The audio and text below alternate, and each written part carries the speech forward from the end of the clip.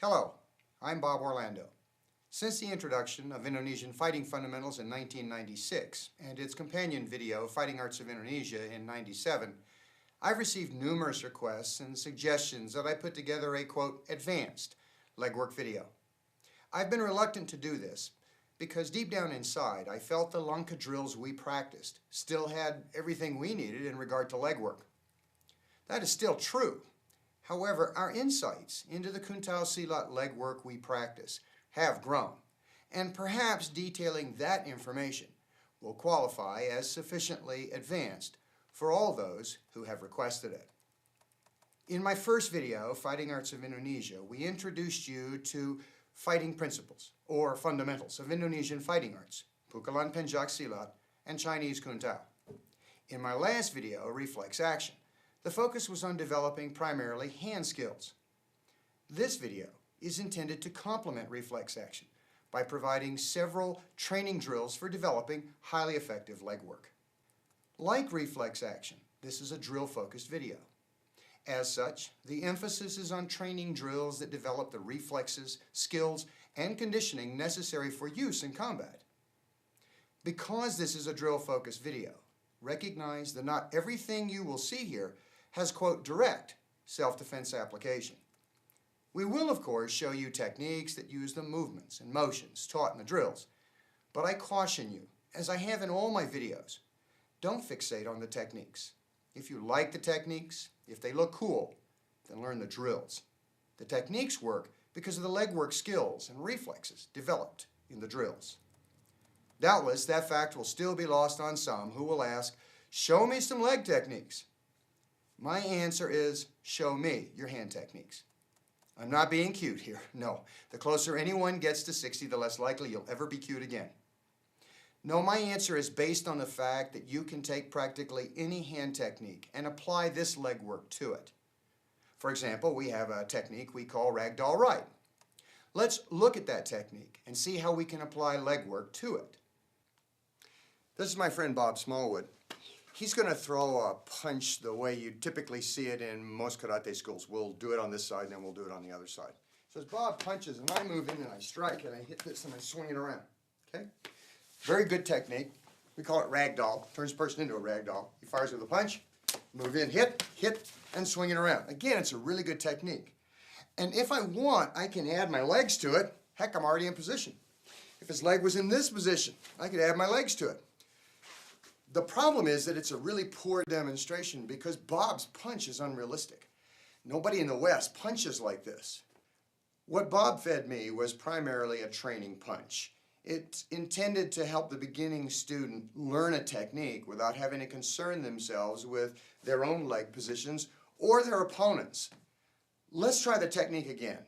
Only this time we'll do it from a more realistic fighting stance. Realistic in the sense is this is what you'll see more in the West. Against a right punch from a left lead, a typical Western attack, and most martial artists, trained people, will do this. Bob? Putting yourself into this dangerous position is a habit that develops when your training consists almost exclusively of taking right punches from your partner and he's in a right lead. Now that works fine if he fights in a right lead. However, from a typical Western attack, he didn't fight that way. And you have not only fewer options, but you're also highly vulnerable to counterattack from him. Let's see if we can fix this with some decent leg work. Okay, Bob's going to throw the punch. Bob throws the punch. Step in, hack, strike, swing him into this position. Now this approach, of course, requires leg position awareness. Where to stand, where not to stand, as well as what to do once you're standing in the right place. That's the purpose of this video, developing legwork skills that will fully complement your hand skills. As we go through the material presented today, and primarily the Langkah drills we'll be showing you, I ask you to keep 4 things fixed firmly in your mind. They are summarized as 1 rule, 2 stances, 3 methods, 4 drills. The rule, keep your shin oriented on your opponent's near leg. The 2 stances are an open stance with its front leg focus and a twist stance with its rear leg focus. The three methods are Silat, Kun-Tao, and Kun-Tao Silat. The four drills. Essentially all of the Lanka drills you'll see today. There are 18 with their permutations and combinations. All 18 boil down to just 4. We'll follow our one rule using just 2 stances and 3 methods in essentially 4 drills today. Now watch for those. With regard to the 3 methods I described, Silat, Kun-Tao, and Kun-Tao Silat, you'll see how the Silat method angles behind, away from the opponent's line of fire. That method maintains continuous contact using primarily adhesion, the preeminent fighting principle in Indonesian fighting arts, to gain optimal positional advantage. This is consistent with Silat's first fighting strategy, which is summarized in 3 words: position, position, position. You'll see in the Kun-Tao method, we'll be angling in front, actually into the opponent's line of fire. The Kun-Tao method breaks contact, temporarily giving up some tactical adhesion, but uses striking to regain any positional advantage. This approach is consistent with Kun-Tao's first fighting strategy: attack, attack, attack. The Kun-Tao Silat method combines both. It angles behind, that is, away from the opponent's line of fire, but it uses striking to secure the desired position.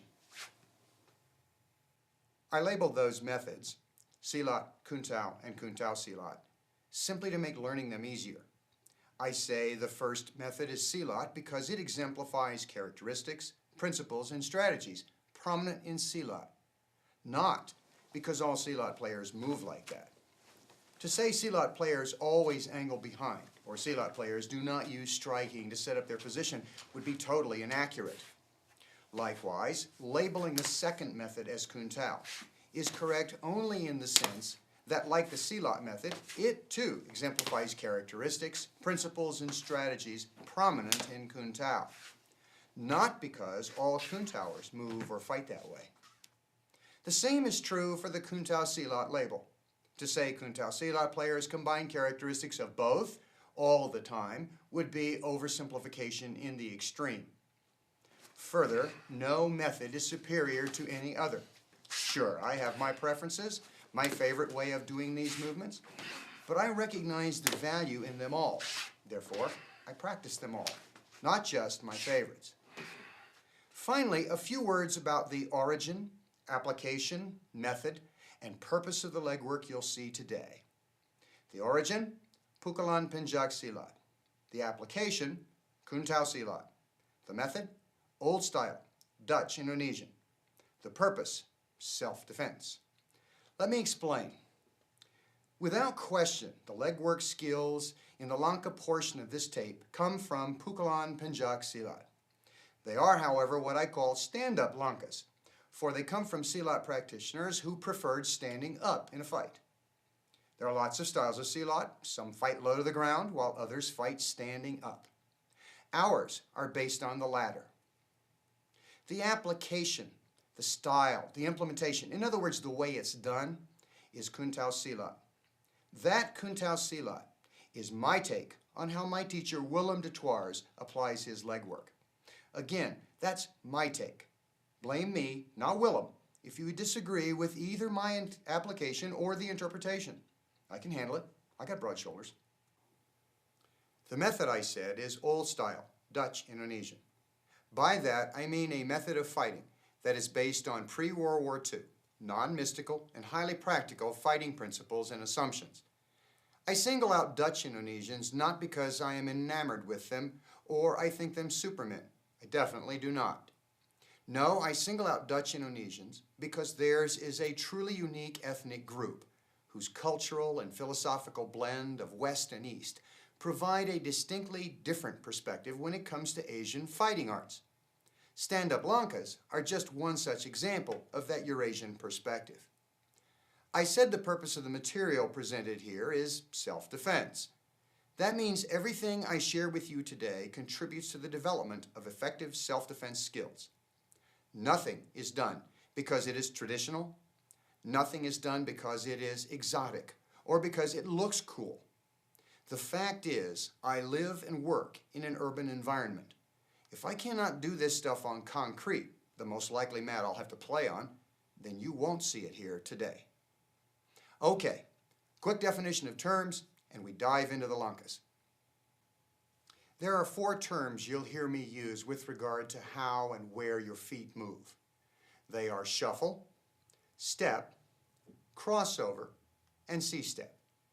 When shuffling, the foot advances but does not pass your other foot.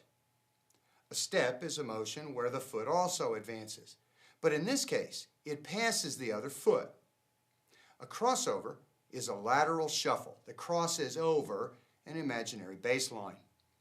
A C-step is a step in that one foot passes the other, but only this time it travels along an arc, like the letter C. You will also hear me use the terms transfer, or feed, or swing. This refers to the arms and specifically transferring control of your partner's or your opponent's arm from one side to the other or from one hand to the other. That's it. Let's jump now into Lanka 1.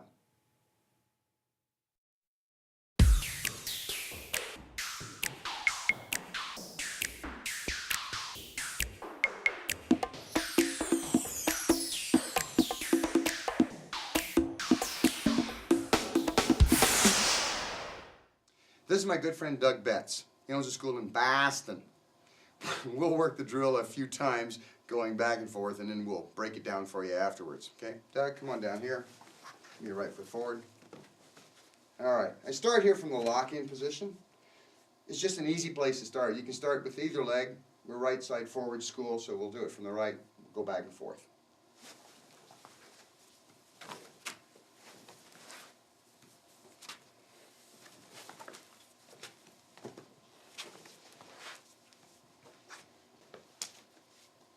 Grind.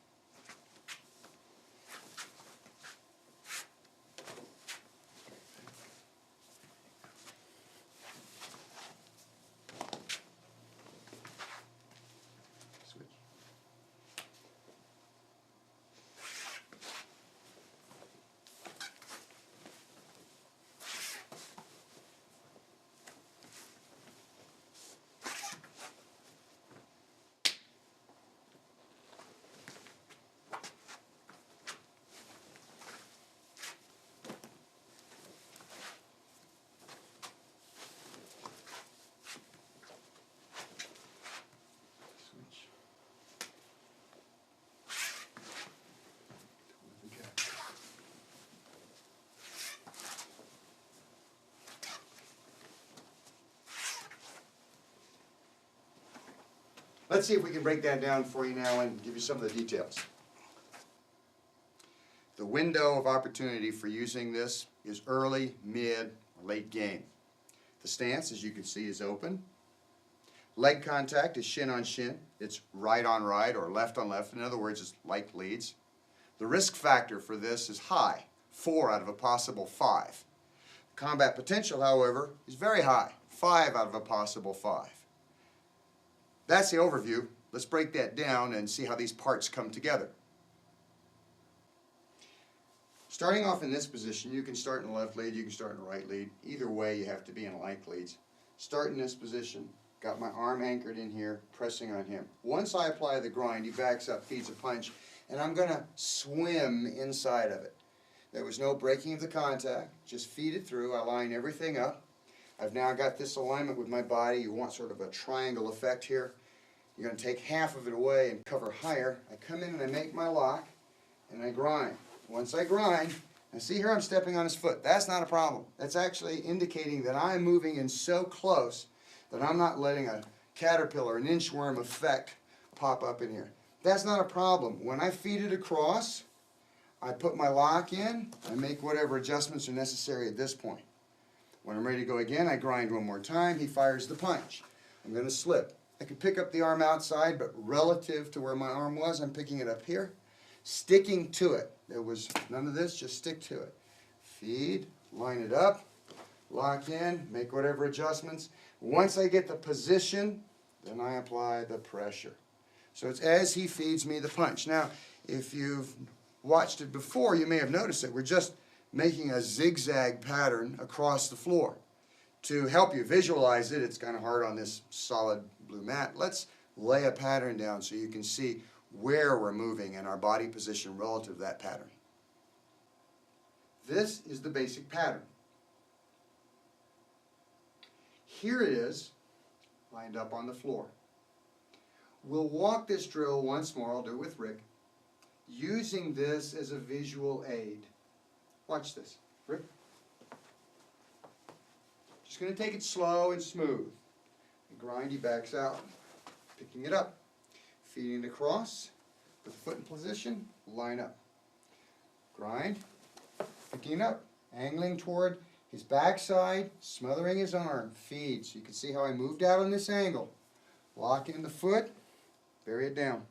Grind, cueing, out here, feeding it across, grind. Slipping outside, feeding it across, get it all lined up, make my adjustment. Okay, we'll switch sides and do it again. Starting with my left, locked on him this time. I grind, notice the pattern, feeding it across. It's indicating some of my footwork and some of my orientation. But it's not indicating all my footwork because my foot comes back as I make the adjustment. Grind, shuffle off, feed, lock and adjust. Grind, shuffle off, feed, lock and adjust. Grind, last time, shuffle off, feed it, lock it, and then grind. This makes our direction easier to follow, but please note, as I said when we were walking through it, your feet may follow the line, but it's really only intended to show your general direction, your body position, your orientation. And you'll hear me come back to this theme again and again. Lanka 1A is a shuffle and step movement. I'm going to shuffle off before I make the step. The method is silat. Continuous contact is maintained through adhesion. I'm seeking optimal advantage that way. I'm going to grind on his leg, backs up, fires the punch, and I'm sticking right to him. This happens in all our A methods where instead of breaking contact, I'm just going to stick to him, follow that striking arm. There's the shuffle. This is the step. As I said, the step passes this foot. The shuffle, please put your foot back there, doesn't pass the foot. Grind, he fires the punch, shuffle, step. Contact is maintained throughout to condition the student to close continuous contact. And continuous contact reinforces the preeminent principle in Indonesian fighting arts, which is adhesion. Now in my book, Indonesian Fighting Fundamentals, and its companion video, Fighting Arts of Indonesia, I describe that principle in detail. But briefly, it is sticking to your opponent. Of the three methods that we use, this A method, in all of them, manifests that characteristic of silat.